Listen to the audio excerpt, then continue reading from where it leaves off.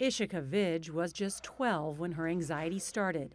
After feeling the pressures of her schoolwork, Ishika developed an eating disorder. Just being able to control how I look versus I thought, I wasn't like worth enough or smart enough. So I was like, maybe I can be pretty enough, or I can, like follow these norms that like social media has set. This is a different generation.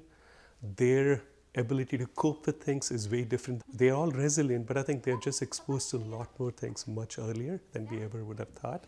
Lisa Damore is a clinical psychologist and mother of 2. She says parents should delay and limit their children's access to social media. When girls are in distress, they tend to collapse in on themselves, whereas when boys are in distress, they tend to act out. How do we help teens deal with those ups and downs? We approach it from the side of what we call emotion regulation. So you can't get rid of distress, you can't keep it from arriving, but you can regulate it. Getting feelings out, as teenagers say, is part of how they get relief. Ishika didn't have that outlet with her parents. It was only when she had thoughts of suicide that they began to realize the severity. A lot of parents have the not my kid attitude. Like, my kid, he's not like your kids, or my kid's better. You don't see it even when it's hiding in plain sight.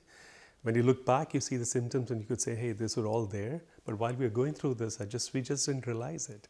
Knowing the signs is the first step. Experts say parents should keep an eye out for a sudden drop in grades, self-isolation, a short temper, and changes in eating or sleeping habits. You say teens need 2 things for healthy development. What are they? Well, what they need is the warmth and structure. It's harder sometimes with teenagers. I would say the #1 rule for raising teenagers is don't take it personally. After months of intensive therapy, Ishika is in recovery, and now the family speaks openly about mental health.